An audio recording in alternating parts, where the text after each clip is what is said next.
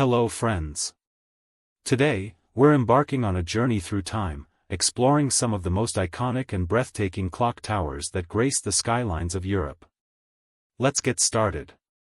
The Zizgl Tower, originally built around 1218 to 1220 as a guard tower, also served a peculiar function in its early history. In the 14th century, it was used as a women's prison. The Zizgl's astronomical clock, installed by Caspar Brunner between 1527 and 1530, is an intricate piece of engineering.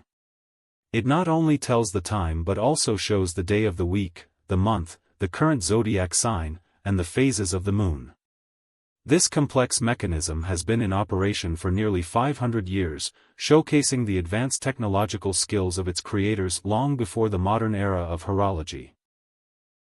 The Glockenspiel in the new town hall, Neues Rathaus, of Munich was constructed in 1908. It was built to commemorate two significant historical events, the marriage of Duke Wilhelm V to Renata of Lorraine and the Schaflertanz, Cooper's Dance, which celebrates the end of the plague in 1517. The Glockenspiel features 43 bells and 32 life-sized figures.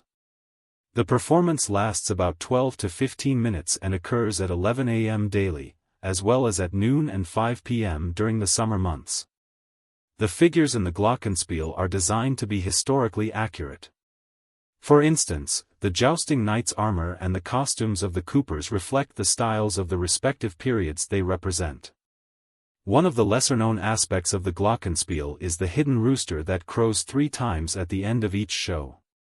Many visitors miss this charming detail because they are focused on the larger figures. The original campanile collapsed on July 14, 1902. Remarkably, no one was injured except for a cat. The current structure is an exact replica, rebuilt and completed in 1912, exactly where the old one stood, with the phrase, "Da vera e camera," where it was and as it was. The first tower was constructed in the 9th century during the reign of Doge Pietro Tribuno and was intended as a watchtower to guard the entrance to the Grand Canal. Over the centuries, it was rebuilt and modified several times. Galileo Galilei used the campanile for astronomical observations. In 1609, he demonstrated his telescope from the top of the tower to the Doge of Venice and other notable citizens, making significant contributions to the field of astronomy. The clock on the Tor del Orologio not only tells the time but also shows the phases of the moon and the position of the sun in the zodiac. This astrological aspect was quite advanced for its time and is a testament to the scientific knowledge of the era. The clock on the Tor del Orologio features a central disc that displays the signs of the zodiac. Each zodiac sign is represented by a detailed symbol that moves around the dial in accordance with the sun's position. The clock mechanism, installed in the late 15th century, was a significant technological achievement. The original mechanism is largely intact and still in operation, although it has undergone various restorations. The 2 bronze figures on top of the tower, known as Moors, strike the hours on a large bell. The tower features the statues of the Virgin Mary and baby Jesus, as well as the 3 Magi, who emerge from the tower and bow to the Madonna and Child on certain occasions. This spectacle happens only during Epiphany and Ascension, adding a layer of symbolic religious importance to the tower. The tower also features the winged lion of St. Mark, the symbol of Venice, positioned above the clock. This emblem underscores the tower's role as a civic monument and its connection to Venetian identity. The winged lion is placed in a prominent position, reinforcing the importance of the clock tower as part of the Piazza San Marco, Venice's political and religious heart. The Sasur clock tower, built in the 14th century, was originally part of the defensive fortifications of the medieval fortress of Sasur. It served as the main entrance to the citadel. The tower features a unique astronomical clock installed in the 17th century. It has 2 faces, one facing the citadel and the other facing the lower town, each adorned with wooden figurines representing various symbols like peace, justice, day, and night.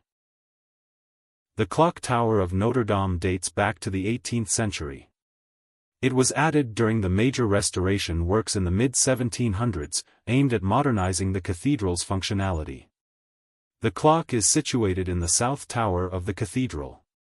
This tower, one of the two iconic bell towers of Notre Dame, also houses the famous Emmanuel bell. The clock face of Notre Dame's clock tower is adorned with intricate sculptures and carvings. These include symbolic figures and religious motifs that reflect the cathedral's rich artistic heritage. The clock tower is integral to Notre Dame's tradition of bell ringing. The bells mark the passage of time and call the faithful to prayer. The Emmanuel bell, in particular, is known for its deep, resonant sound and is rung on special occasions and holidays. Torrazzo of Cremona uses one of the largest astronomical clocks in the world. Installed in the 16th century, the clock features intricate mechanisms that display the positions of the sun, moon, and zodiac constellations. The construction of the Torrazzo began in 1230 and wasn't completed until the early 14th century. This extended timeline reflects the evolving architectural styles and techniques used in its construction.